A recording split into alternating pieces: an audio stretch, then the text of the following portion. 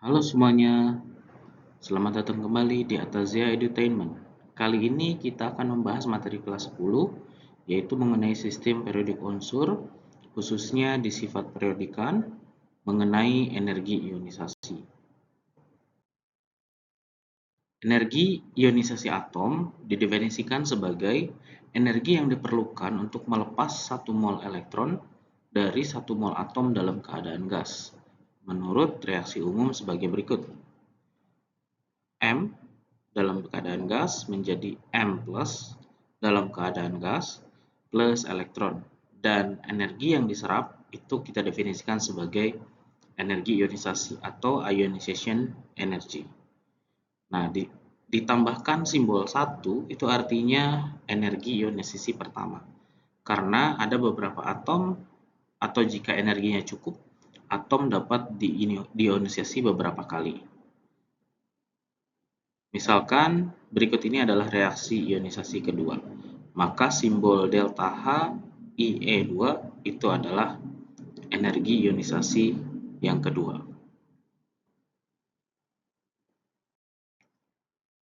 Pada video sebelumnya, kita telah mempelajari mengenai tren dari jari-jari atom. Sebaiknya kita review di sini ya.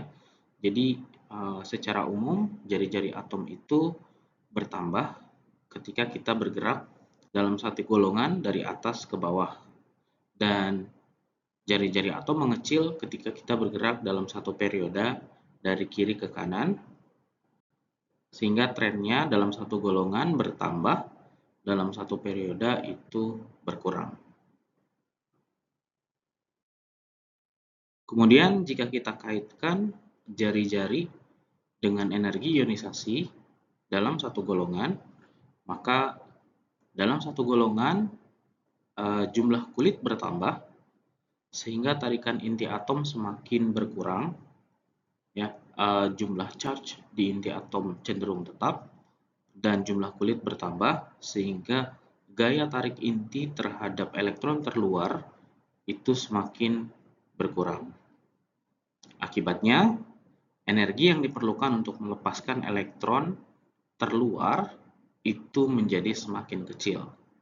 Maka dalam hal ini, satu golongan dari atas ke bawah, energi ionisasi trennya berkurang.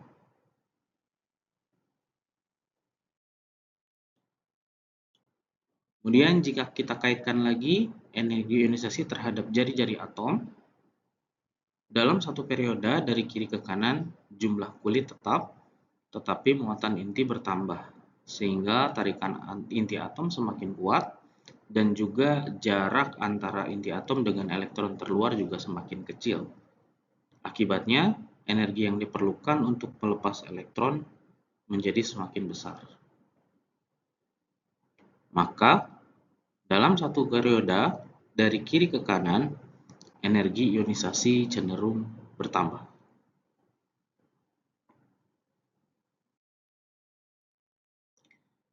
Nah, berikut ini adalah tabel energi ionisasi atom dari ionisasi pertama sampai ionisasi ke-10.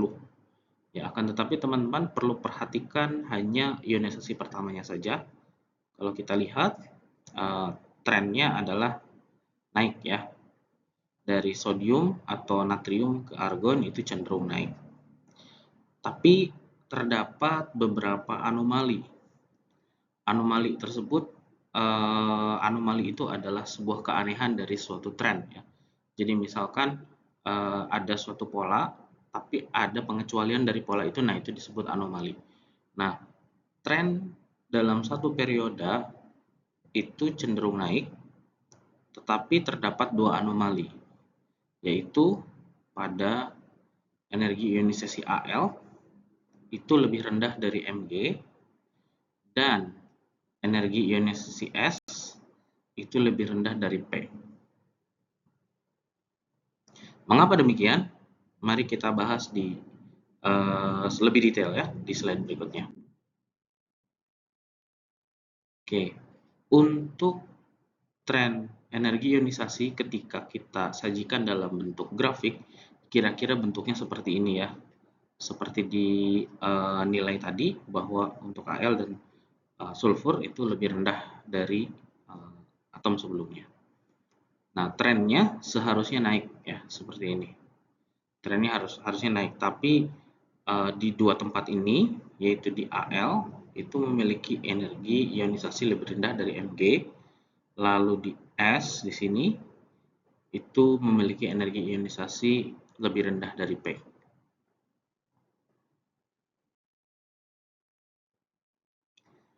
Nah, kalau kita lihat perubahan dari Mg ke Al berdasarkan konfigurasi elektronnya adalah magnesium neon 3s2, sedangkan Al neon 3s2 3p1 ya. Jadi terdapat perubahan orbital ya. Jadi di Mg orbital s terisi penuh, sedangkan di Al orbital s sudah penuh dan orbital p mulai diisi.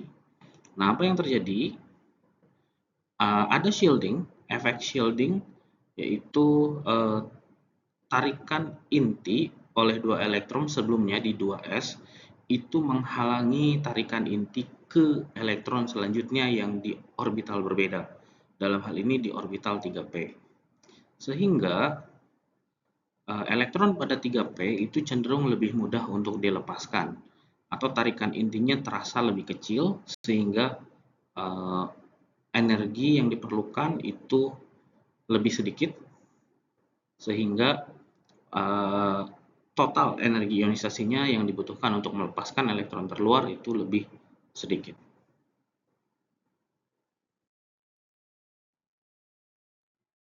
Kemudian perubahan dari sulfur ke P ya. Berikut ini konfigurasinya. Fosfor neon 3s2 3p3 dan sulfur neon 3s2 3p4. Yang perlu kita perhatikan adalah elektron keempat dari unsur S pada orbital P memiliki spin berbeda dengan 3 elektron sebelumnya, yaitu elektron yang ini ya.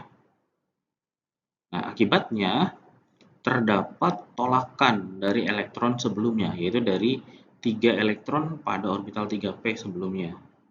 Nah, tolakan ini mengurangi jumlah energi total dari ionisasi ya. Jadi dia mengkompensasi jumlah energi ionisasi yang dibutuhkan untuk melepaskan elektron tersebut. Sehingga energi ionisasinya lebih kecil atau menurunkan energi ionisasinya sehingga P memiliki energi ionisasi lebih kecil daripada S lebih kecil energi ionisasinya dibandingkan dengan P. Oke, terima kasih sudah menyimak videonya. Sekian saya video kali ini. Sampai jumpa di video berikutnya. Terima kasih.